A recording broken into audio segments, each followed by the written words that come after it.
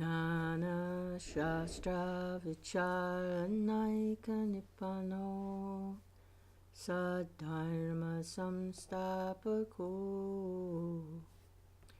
Lokanamittakarino Tribhuvane Manyo Saranyakaro Radha Krishna Padaravinda Bhajana Nande Namataliko Vande Rupa Sanatana Raghuyago Shri Jiva Gopalago.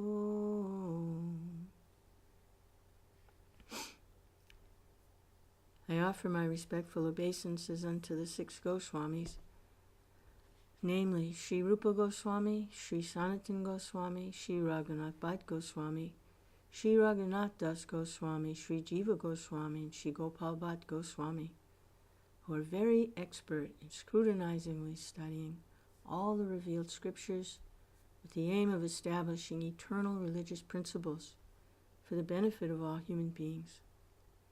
Thus they are honored all over the 3 worlds, and they're worth taking shelter of, because they're absorbed in the mood of the gopis, and are engaged in transcendental loving service to Radha and Kṛṣṇa.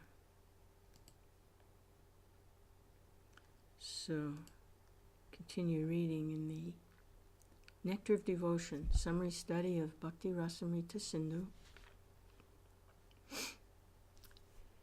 as presented by His Divine Grace A.C. Bhaktivedanta Swami Prabhupada, founder Acharya of the International Society for Kṛṣṇa Consciousness. And this is Chapter 1, the characteristics of pure devotional service. In the Srimad Bhagavatam, 3rd Canto, 29th Chapter, 10th Verse, Srila Kapila Dev, while instructing his mother, has given the following characteristics of pure devotional service. My dear mother, those who are engaged in my pure devotees. Try that again. My dear mother, those who are my pure devotees and who have no desire for material benefit or philosophical speculation have their minds so much engaged in my service that they're never interested in asking me for anything except to be engaged in that service. They do not even beg to live in my abode with me. There are 5 kinds of liberation, namely, to become one with the Lord, to live with the Supreme Lord on the same planet, to have the same features as the Lord, to enjoy the same opulences as the Lord, and to live as a companion of the Lord. A devotee, not to speak of rejecting material sense gratification, does not even want any of the 5 kinds of liberation. He's satisfied simply by discharging loving service to the Lord. That is the characteristic of pure devotion.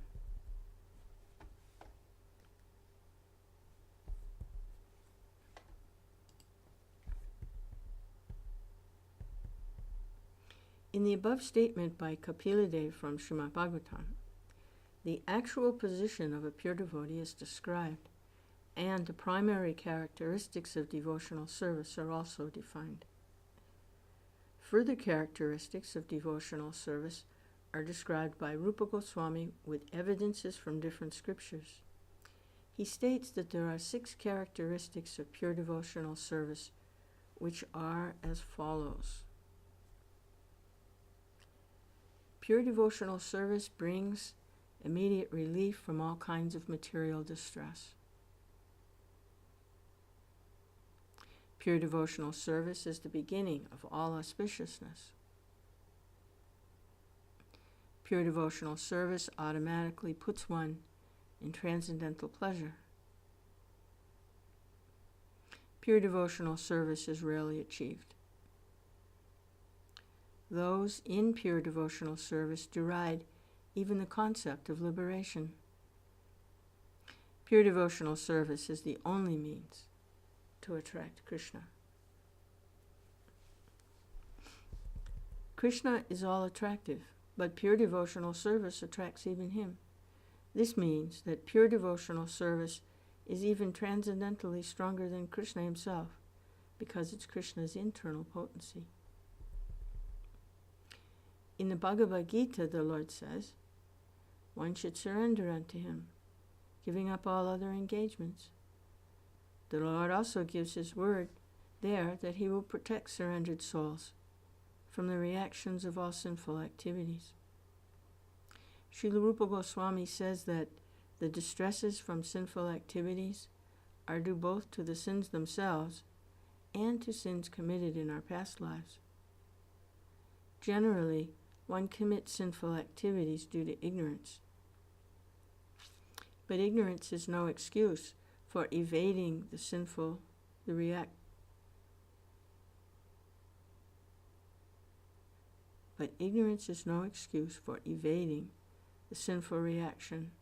of sinful activities. Sinful activities are of two kinds, those which are mature and those which are not mature. The sinful activities for which we are suffering at the present moment are called mature. The many sinful activities stored within us for which we have not yet suffered are considered immature. For example, a man may have committed criminal acts, but not yet been arrested for them. Now, as soon as he's detected, arrest is waiting him.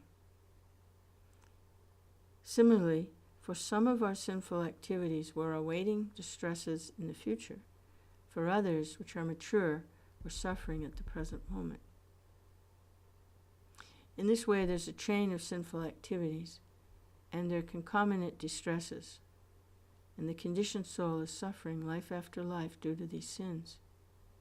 He's suffering in the present life the results of sinful activities from his past life, and he is meanwhile creating further sufferings for his future life. Mature sinful activities are exhibited if one is suffering from some chronic disease, if one is suffering from some legal implication, if one is born in a low and degraded family, or if one is uneducated or very ugly.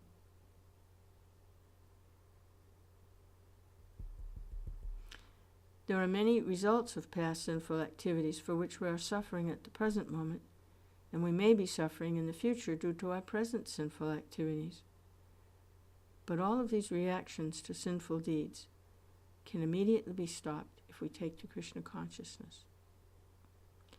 As evidence for this, Rupa Goswami quotes from Srimad Bhagavatam, 11th Canto. This verse is in connection with Lord Krishna's instruction to Uddhava, where he says, "My dear Uddhava, devotional service unto me is just like a blazing fire which can burn into ashes unlimited fuel supplied to it." The purport is that as the blazing fire can burn any amount of fuel to ashes, so devotional service to the Lord in Kṛṣṇa consciousness can burn up all the fuel of sinful activities. For example, in the Gita, Arjuna thought that fighting was a sinful activity. But Kṛṣṇa engaged him on the battlefield under his order, and so the fighting became devotional service. Therefore, Arjuna was not subjected to any sinful reaction. Srila Rupa Goswami quotes another verse from the 3rd canto of Srimad Bhagavatam, in which Devahuti addresses her son Kapila and says, "My dear Lord, there are 9 different kinds of devotional service, beginning from hearing and chanting.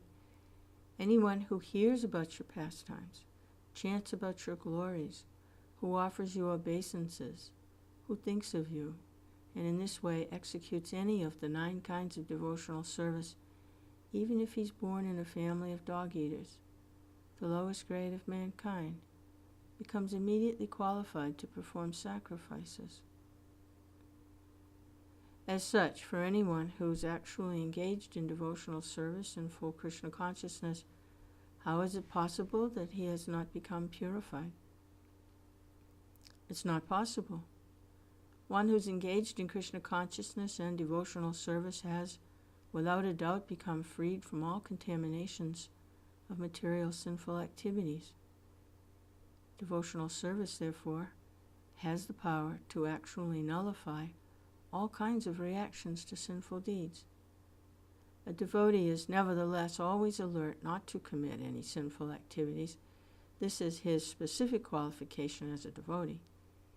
Thus, the Srimad Bhagavatam states that by performing devotional service, a person who is born even in a family of dog-eaters may become eligible to take part in the performance of ritualistic ceremonies recommended in the Vedas. It is implicit in this statement that a person born into a family of dog-eaters is generally not fit for performing yajna or sacrifice. The priestly caste in charge of performing these ritualistic ceremonies recommended in the Vedas is called the Brahmin order. Unless one is a Brahmin, he cannot perform these ceremonies. A person is born in a Brahmin family or in a family of dog-eaters due to his past activities. If a person is born in a family of dog-eaters, it means his past activities are all sinful. But if even such a person takes to the path of devotional service and begins to chant the holy names of the Lord, Hare Kṛṣṇa, Krishna Krishna, Hare Hare, Hare Rama, Rama Rama, Hare Hare, he is at once fit to perform the ritualistic ceremonies. This means that his sinful reactions have immediately become neutralized. It's stated in the Padma Purana that there are 4 kinds of effects due to sinful activities, which are listed as follows. The effect which is not yet fructified. The effect which is lying as seed. The effect which is already mature, and the effect which is almost mature. It's also stated that all these 4 effects become immediately vanquished for those who surrender to the Supreme Personality of Godhead Vishnu and become engaged in his devotional service in full Krishna consciousness. Those effects described as almost mature refer to the distress from which is suffering at present. And the effects lying as seed means that those in the core of the heart, there is certainly a stock of sinful desires which are like seeds. The Sanskrit word kutam means that they are almost ready to produce the seed or the effect of the seed. An immature effect refers to the case where the seedling has not yet begun. From this statement of Padma Purana, it is understood that material contamination is very subtle. Its beginning, its fruition, and results, and how one suffers from such results in the form of distress, are part of a great chain. When one catches some disease, it is often very difficult to ascertain the cause of the disease, where it originated, and how it is maturing. The suffering of a disease, however, does not appear all of a sudden. It actually takes time, and in the medical field, for precaution's sake, doctor injects a vaccination to prevent the growing of contamination. The practical injection to stop all the fructifications of the seeds of our sinful activities is simply engagement in Krishna consciousness. In this connection, Sukadeva Goswami speaks in the 6th canto of Srimad Bhagavatam about the story of Ajamil, who began life as a fine and dutiful Brahmin, but in his young manhood became wholly corrupted by prostitute. At the end of his wicked life, just by calling the name of Narayan, Kṛṣṇa, he was saved despite so much sin. And Sukadeva points out that austerity, charity, and the performance of ritualistic ceremonies for counteracting sinful activities are recommended processes, but that by performing them one cannot remove the sinful desire seed from the heart, as was the case with Ajamil in his youth. The sinful desire seed can be removed only by achieving Krishna consciousness, and this can be accomplished very easily by chanting the Mahamantra or the Hare Krishna mantra as recommended by Sri Chaitanya Mahaprabhu. In other words, unless one adopts the path of devotional service, he cannot be 100% clean from all the reactions of sinful activities. By performing Vedic ritualistic activities, by giving money in charity, by undergoing austerity, one can temporarily become free from the reactions of sinful activities. But at the next moment, he must again become engaged in sinful activities. For example, a person suffering from venereal disease on account of excessive indulgence in sex life has to undergo some severe pain and medical treatment and is then cured for the time being. But because he has not been able to remove the sex desire from his heart, he must again indulge in the same thing, become a victim of the same disease. So medical treatment may give temporary relief from the distress of such venereal disease, but unless one is trained to understand that sex life is abominable, it's impossible to be saved from such repeated distress. Similarly, the ritualistic performances, charity, and austerity, which are recommended in the Vedas, may temporarily stop one from acting in sinful ways. But as long as the heart is not clear, one will have to repeat sinful activities again and again.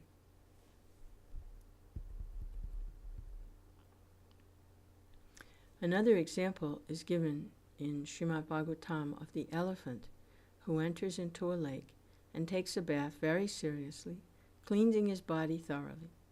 Then, as soon as he comes onto shore, he again takes some dust from the earth and throws it over his body. Similarly, a person who is not trained in Kṛṣṇa consciousness cannot become completely free from the desire for sinful activities. Neither the yoga process, nor philosophical speculations, nor fruitive activities can save one from the seeds of sinful desires. Only by being engaged in devotional service can this be done. There is another evidence in the 4th canto of Srimad Bhagavatam, wherein Sanat Kumara says, "My dear king, the false ego of a human being is so strong, it keeps him in material existence as if tied up by a strong rope. Only the devotees can cut off the knot of this strong rope very easily, by engaging themselves in Kṛṣṇa consciousness. Others who are not in Kṛṣṇa consciousness, but are trying to become great mystics or great ritual performers, cannot advance like the devotees. Therefore, it's the duty of everyone to engage himself in the activities of Kṛṣṇa consciousness in order to be freed from the tight knot of false ego and engagement in material activities." The tight knot of false ego is due to ignorance. As long as one is ignorant about his identification, he's sure to act wrongly and thereby become entangled in material contamination. This ignorance of factual knowledge can also be dissipated by Kṛṣṇa consciousness, as confirmed in Padma Purana as follows. Pure devotional service in Kṛṣṇa consciousness is the highest enlightenment. And when such enlightenment is there, it's just like a blazing forest fire, killing all the inauspicious snakes of desire. The example is being given in this connection that when there is a forest fire, the extensive blazing automatically kills all the snakes in the forest. There are many, many snakes on the ground of the forest, and when a fire takes place, it burns the dried foliage, and the snakes are immediately attacked. Animals who have 4 legs can flee from the fire, or can at least try to flee, but the snakes are immediately killed. Similarly, the blazing fire of Kṛṣṇa consciousness is so strong that the snakes of ignorance are immediately killed. Srila Rupa Goswami has given a definition of auspiciousness. He says that actual auspiciousness means welfare activities for all the people of the world. At the present moment, groups of people are engaged in welfare activities in terms of society, community, nation. There is even an attempt in the form of the United Nations for world help activity. But due to the shortcomings of limited national activities, such as general mass welfare program for the whole world, is not practically possible. The Kṛṣṇa consciousness movement, however, is so nice that it can render the highest benefit to the entire human race. Everyone can be attracted by this movement, and everyone can feel the result. Therefore, Sri Rupa Goswami and other learned scholars agree that a broad propaganda program for the Kṛṣṇa consciousness movement of devotional service all over the world is the highest humanitarian welfare activity. How the Kṛṣṇa consciousness movement can attract the attention of the whole world, and how each and every man can feel pleasure in this Kṛṣṇa consciousness, is stated in the Padma Purana as follows. A person who's engaged in devotional service in full Kṛṣṇa consciousness is to be understood to be doing the best service for the whole world, and to be pleasing everyone in the world. In addition to human society, he is pleasing even the trees and animals, because they also become attracted by such a movement. A practical example of this was shown by Lord Chaitanya when he was traveling through the forest of Jharkhand in central India for spreading his Sankirtan movement. The tigers, the elephants, the deer, and all the other wild animals joined him and were participating in their own ways by dancing and chanting Hare Krishna. Furthermore, a person engaged in Kṛṣṇa consciousness, acting in devotional service, can develop all the good qualities that are generally found in the demigods. It is said by Sukadeva Goswami in the 5th canto, Srimad Bhagavatam, "My dear king, persons who have unflinching faith in Kṛṣṇa and who are without any duplicity can develop all the good qualities of the demigods. On account of the devotee's high grade of Kṛṣṇa consciousness, even the demigods like to live with him, and therefore it can be understood that the qualities of the demigods have developed within his body. On the other hand, a person who is not in Kṛṣṇa consciousness has no good qualities. He may be highly educated from the academic point of view, but in the actual field of his activities he can be seen to be baser than the animals. Even though a person is highly educated academically, if he cannot go beyond the sphere of mental activities, then he's sure to perform only material activities and thus remain impure. There are so many persons in the modern world who have been highly educated in the materialistic universities, but it is seen that they cannot take up the movement of Kṛṣṇa consciousness and develop the high qualities of the demigods. For example, a Kṛṣṇa conscious boy, even if he is not very well educated by university standard, can immediately give up all illicit sex life, gambling, meat eating, intoxication, whereas those who are not in Kṛṣṇa consciousness, although very highly educated, are very often drunkards, meat eaters, sex mongers, and gamblers. These are practical proofs of how a Kṛṣṇa conscious person becomes highly developed in good qualities, whereas a person who is not in Kṛṣṇa consciousness cannot do so. We experience that even a young boy in Kṛṣṇa consciousness is unattached to cinemas, nightclubs, naked dance shows, restaurants, liquor shops, and so on. He becomes completely free. He saves his valuable time from being extravagantly spent in the way of smoking, drinking, and attending the theater and dancing. One who is not in Kṛṣṇa consciousness usually cannot sit silently even for a half an hour. And the yoga system teaches that if you become silent, you will realize that you are God. This system may be all right for materialistic persons, but how long will they be able to keep themselves silent? Artificially, they may sit down for a so-called meditation, but immediately after their yogic performance, they will engage themselves again in such activities as illicit sex life, gambling, meat eating, and many other nonsensical things. But a Kṛṣṇa conscious person gradually elevates himself without endeavoring for this so-called silent meditation. Simply because he's engaged in Kṛṣṇa consciousness, he automatically gives up all this nonsense and develops a high character. One develops the highest character by becoming a pure devotee of Kṛṣṇa. The conclusion is that no one can truly have any good qualities if he's lacking Kṛṣṇa consciousness. Srila Rupa Goswami has analyzed the different sources of happiness. He has divided happiness into 3 categories, which are happiness derived from material enjoyment, happiness derived by identifying oneself with the Supreme Brahman, and happiness derived from Kṛṣṇa consciousness. In the Tantra Shastra, Lord Shiva speaks to his wife Sati in this way. My dear wife, a person who has surrendered himself at the lotus feet of Govinda and who has developed pure Kṛṣṇa consciousness can be very easily awarded all the perfections desired by the impersonalists, and beyond this he can enjoy the happiness achieved by the pure devotees. Happiness derived from pure devotional service is the highest because it is eternal. But the happiness derived from material perfection or understanding oneself to be Brahman is inferior because it's temporary. There is no preventing one's falling down from material happiness, and there is even every chance of falling down from the spiritual happiness derived of identifying oneself with the impersonal Brahman.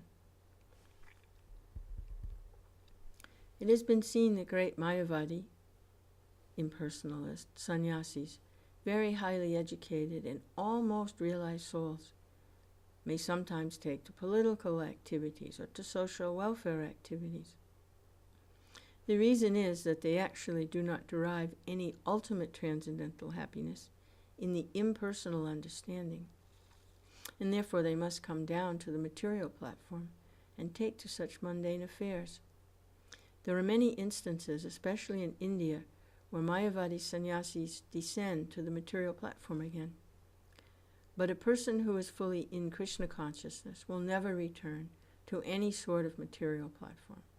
However alluring and attracting they may be, he always knows that no material welfare activities can be compared with the spiritual activity of Kṛṣṇa consciousness.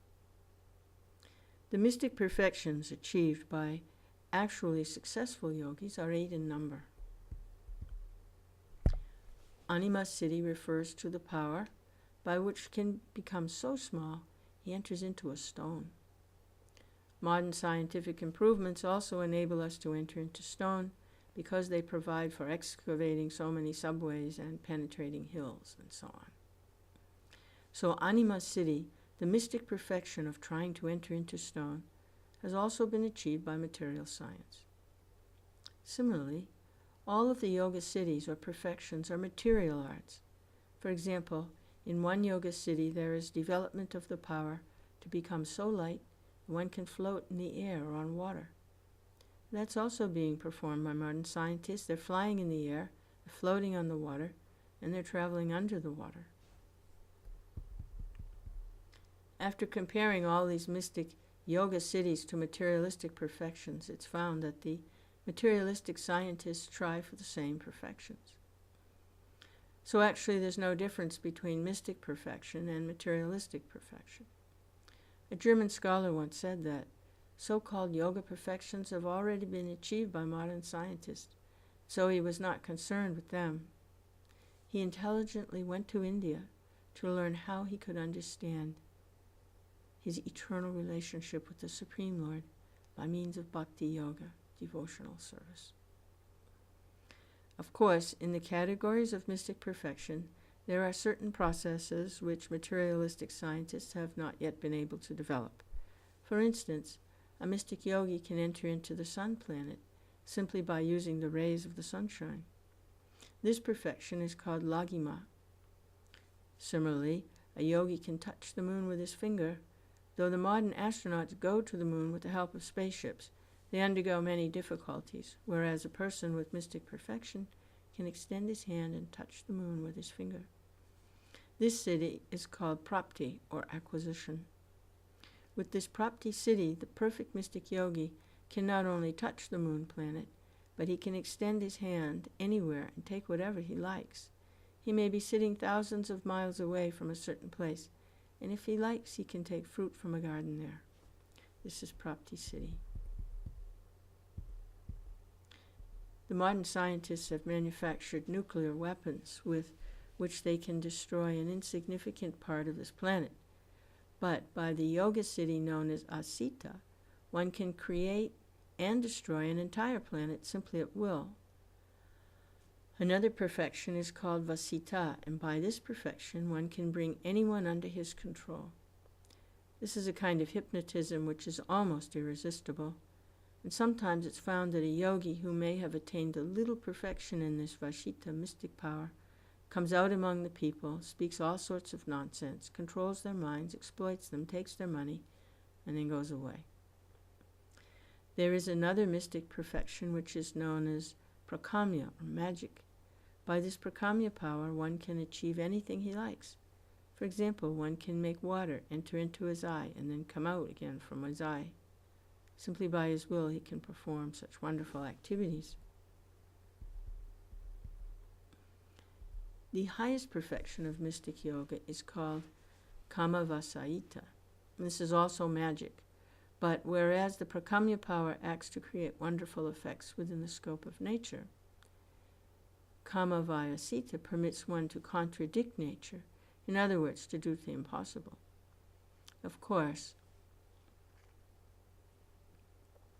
one can derive great amounts of temporary happiness by achieving such yogic materialistic perfections.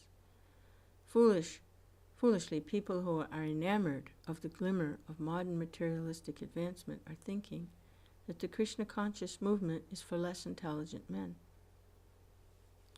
I'm better off being busy with my material comforts, maintaining a nice apartment, family, and sex life. These people do not know that at any moment they can be kicked out of their material situation. Due to ignorance, they do not know that real life is eternal.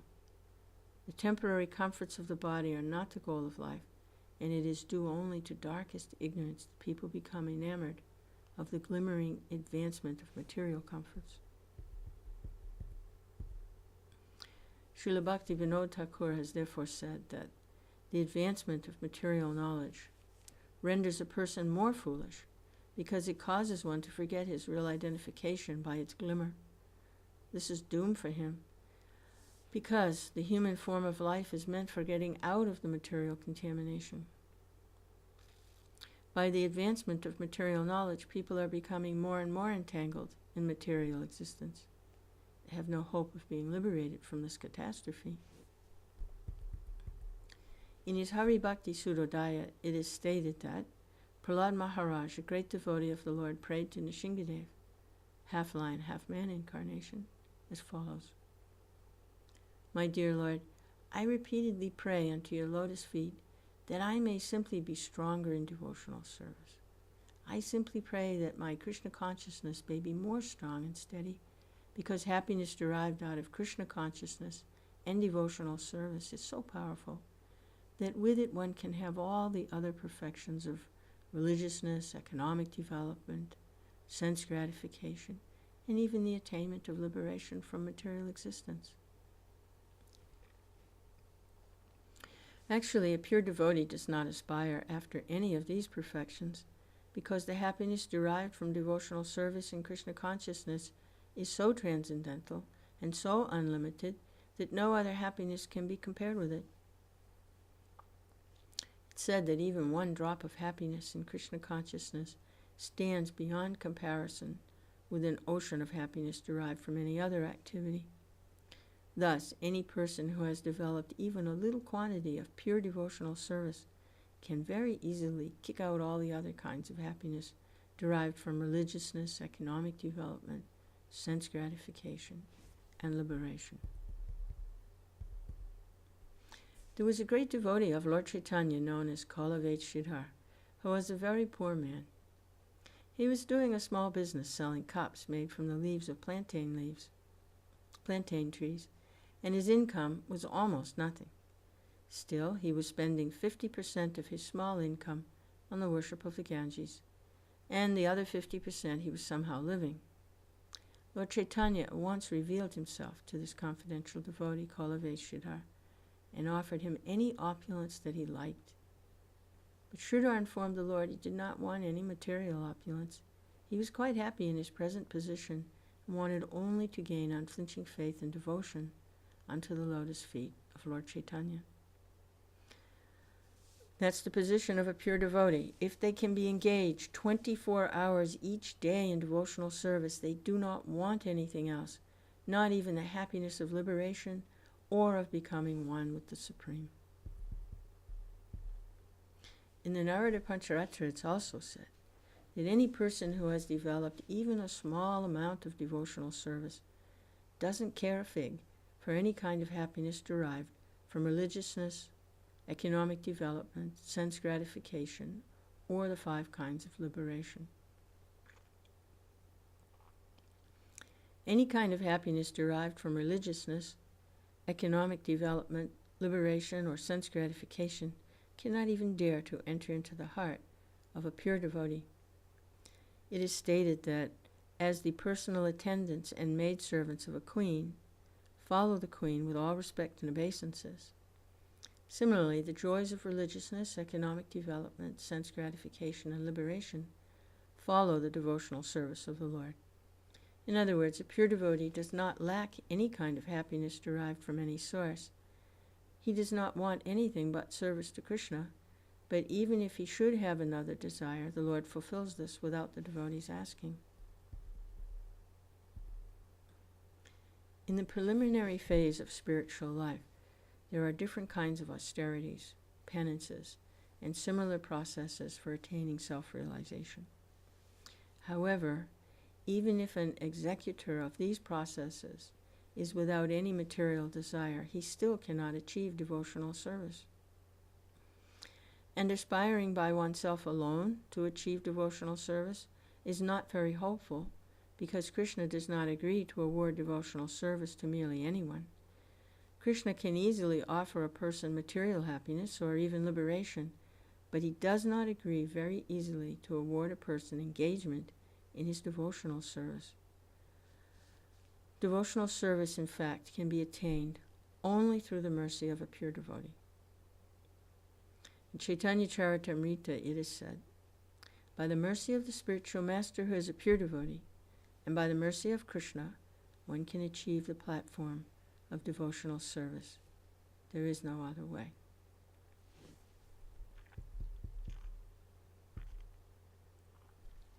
The rarity of devotional service is also confirmed in Tantra Shastra, where Lord Shiva says to Sati, my dear Sati, if one is a very fine philosopher, analyzing the different processes of knowledge, he can achieve liberation from the material entanglement. By performance of ritualistic sacrifices recommended in the Vedas, one can be elevated to the platform of pious activities and thereby enjoy material comforts of life to the fullest extent. But all such endeavors can hardly offer anyone devotional service to the Lord, not even if one tries for it by such processes for many, many thousands of births. In Srimad Bhagavatam, it's also confirmed by Prahlad Maharaj that merely by personal efforts or by the instructions of higher authorities, one cannot attain to the stage of devotional service. One must become blessed by the dust of the lotus feet of a pure devotee who's completely free from the contamination of material desires.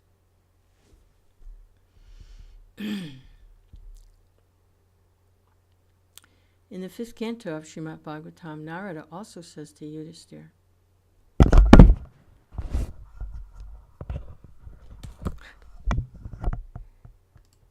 my dear king, it is Lord Kṛṣṇa, known as Mukunda, who is the eternal protector of the Pandavas and the Yadus. He is also your spiritual master and instructor in every respect. He is the only worshipful God for you. He's very dear and affectionate, and he is the director of all your activities, both individual and familial. And what's more, he sometimes carries out your orders as if he were your messenger. My dear king, how very fortunate you are, because for others all these favors given to you by the Supreme Lord would not even be dreamt of.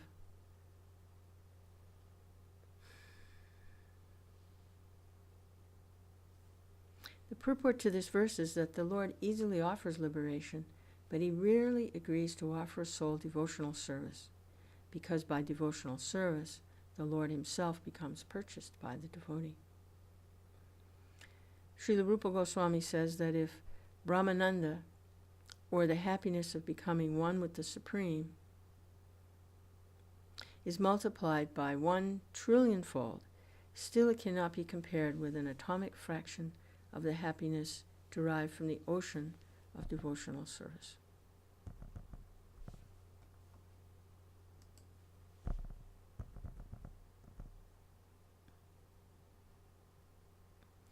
In the Hari Bhakti Sudodaya, Prahlad Maharaj, while satisfying Lord Nrsimhadev by his prayers, said, "My dear Lord of the universe, I'm feeling transcendental pleasure in your presence and have become merged in the ocean of happiness.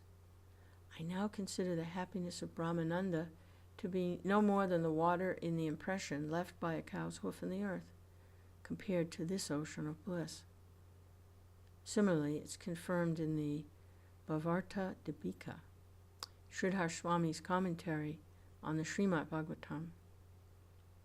My dear Lord, some of the fortunate persons who are swimming in the ocean of your nectar of devotion, and who are relishing the nectar of the narration of your pastimes, certainly know ecstasies which are immediately minimize the value of the happiness derived from religiousness, economic development, sense gratification, and liberation. Such a transcendental devotee regards any kind of happiness other than devotional service as no better than straw in the street. Srila Rupa Goswami has stated that devotional service attracts even Kṛṣṇa.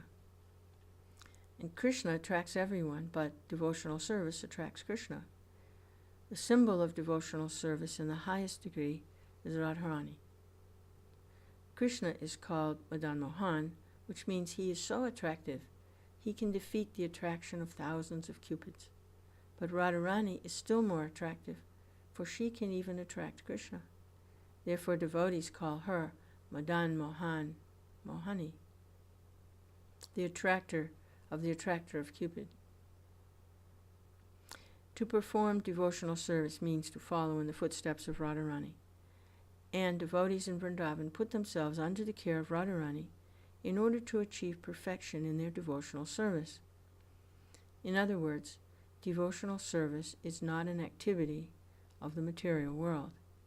It is directly under the control of Radharani. In Bhagavad Gita, it is confirmed that the Mahatmas, or great souls, are under the protection of Daivi Prakriti, the internal energy, Radharani. So, being directly under the control of the internal potency of Kṛṣṇa, devotional service attracts even Kṛṣṇa himself.